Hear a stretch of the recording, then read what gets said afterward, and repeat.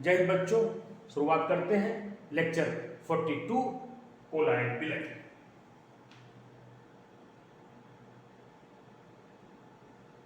आइए कोलॉइड विलयन में आगे शुरू करते हैं अगली हेडिंग के साथ। द्रव स्नेही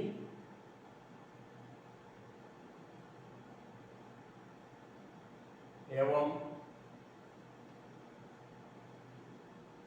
द्रव विरोधी कोलॉइड।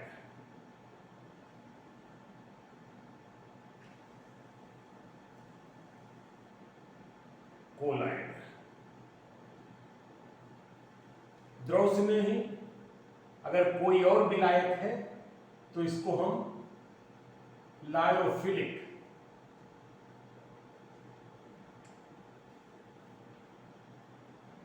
इसको हम लायोफोबिक कोलॉइड कहते हैं। अगर मान लीजिए विलायक जल है तो इसको हम हाइड्रोफिलिक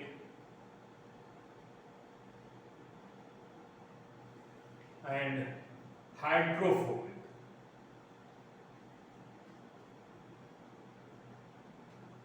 कहते हैं। मान लीजिए विलायक जल है तो हाइड्रोफिलिक कहेंगे, विलायक जल है तो हाइड्रोफोबिक इसको कह देंगे। लायोफिलिक का क्या मतलब है? लायोफिलिक का मतलब है सॉल्वेंट लविंग, द्रव स्नेही। लायोफोबिक का क्या मतलब है?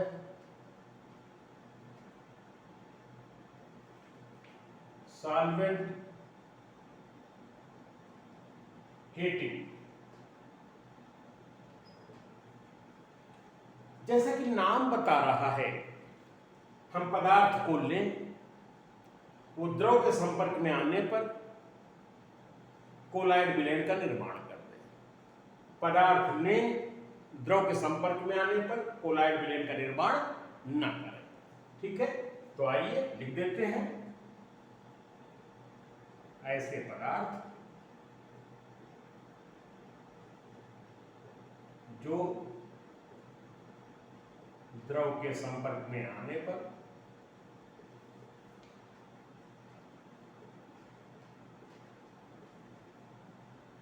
कोलॉइडी विलयन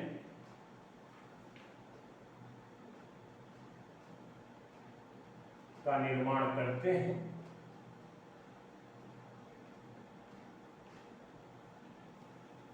द्रव स्नेही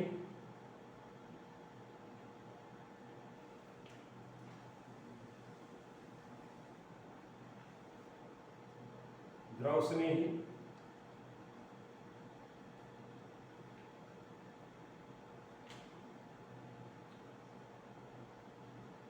इसके विपरीत जो नहीं करते ये कह सकते हैं द्रव विरोधी कोलॉइड कहलाते हैं। द्रव विरोधी कोलॉइड कहलाते हैं। अगर द्रव हमारा जल है तो उनको जल स्नेही और जल विरोधी कह देंगे। तो ध्यान से समझिए, ऐसे पदार्थ जो द्रव के संपर्क में आने पर कोलॉइड विलयन का निर्माण करते हैं उन्हें द्रव स्नेही कोलॉइड कहते हैं। इसके विपरीत जो नहीं करते हैं उन्हें द्रव विरोधी कोलॉइड कहते हैं। एग्जाम्पल आइए देखें। ये महत्वपूर्ण है। पहला, द्रव स्नेही कोलॉइड का उदाहरण देख लें।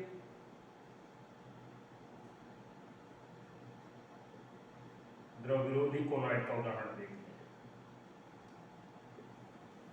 ये मेटल होते हैं, धातु होती है। मेटल या धातु के सल्फाइड होते हैं या धातु के ऑक्साइड हो सकते हैं। जो हमारे द्रव विरोधी कोलॉइड हैं वो धातुएं हैं, मेटल्स हैं, मेटल सल्फाइड्स हैं, मेटल के ऑक्साइड हैं। द्रव विरोधी कोलॉइड में क्या है, जैसे प्रोटीन है, स्टार्च है, जिलेटिन है, गोंद है, गम, ठीक है, ये द्रव स्नेही कोलॉइड है। ध्यान से देख लीजिए फिर से, द्रव स्नेही या द्रव विरोधी कोलॉइड परिभाषा आती है, ऐसे पदार्थ जो द्रव के संपर्क में आने पर कोलॉइड का निर्माण करते हैं, द्रव स्नेही कोलॉइड कहलाते हैं। ऐसे पदार्थ जो द्रव के संपर्क में आने पर कोलॉइड विलयन का निर्माण ना करें, द्रव विरोधी कोलॉइड कहलाते हैं। अगर द्रव हमारा जल है तो इनको जल स्नेही, जल विरोधी कहा जाता है। हमने बता दिया, लायोफिलिक का मतलब होता है लविंग, फिलिक मतलब लविंग, फोबिक मतलब हेटिंग, ठीक है। ऐसे पदार्थ जो द्रव संपर्क कोलॉइड विलयन निर्माण करते हैं, द्रव स्नेही, विरोधी तथा इसके विपरीत द्रव विरोधी कहलाते हैं। द्रव स्नेही कौन से हैं, जो कोलॉइड विलयन का निर्माण करें, प्रोटीन, स्टार्च, जिलेटिन, गोंद।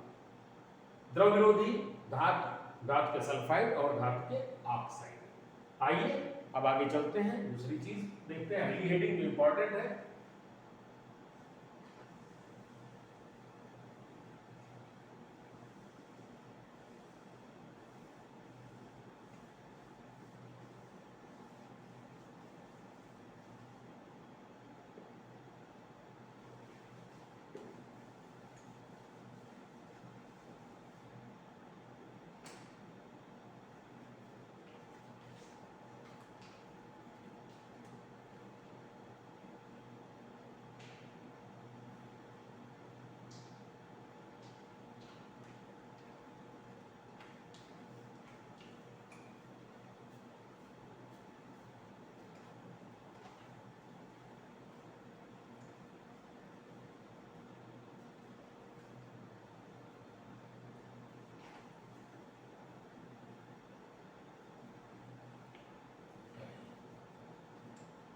चलिए अगली हेडिंग देखते हैं,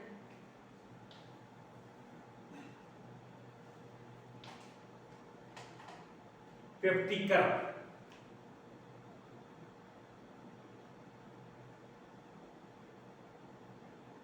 पेप्टीकरण, पेप्टाइजेशन, जेड लिख दीजिए, कोई दिक्कत नहीं, पेप्टाइजेशन।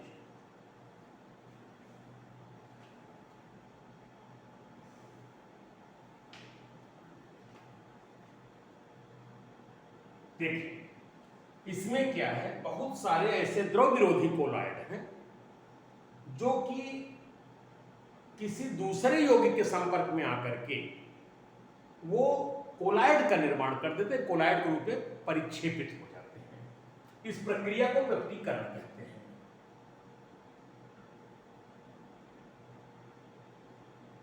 ऐसे द्रव विरोधी कोलॉइड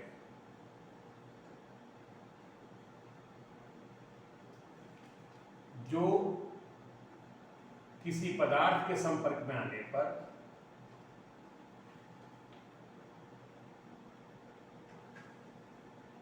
ऐसे द्रव विरोधी कोलॉइड जो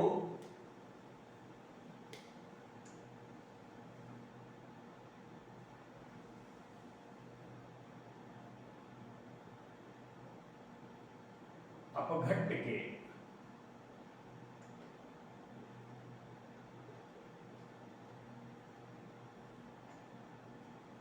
दूसरे अपघट्ट के संपर्क में आने पर कोलॉइड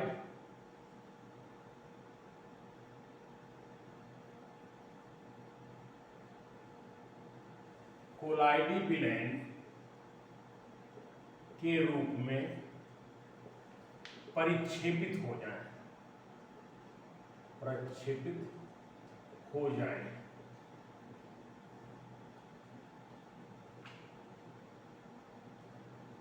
ऐसे द्रव विरोधी कोलॉइड जो दूसरे अपघट्ट के संपर्क में आने पर कोलॉइडी विलयन के रूप में परिक्षेपित हो जाए। परिक्षेपित मतलब डिस्पर्स हो जाए, डिस्पर्स हो जाए।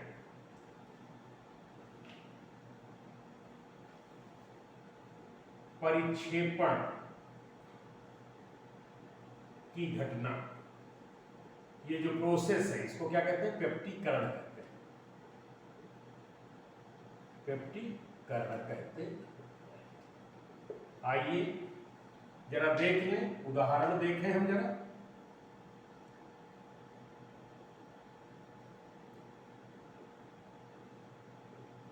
परिक्षेपण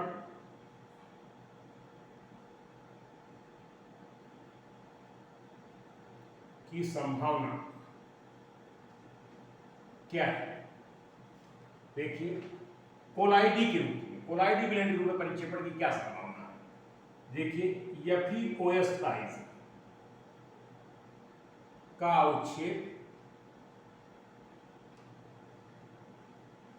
FeCl3 की उपस्थिति में प्रक्षेपित हो जाता है। पहला एग्जाम्पल।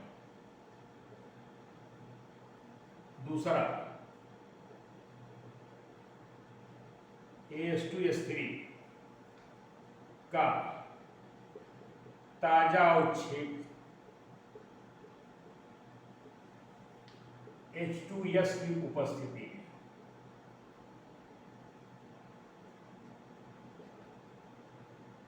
परिक्षेपित हो जाता है।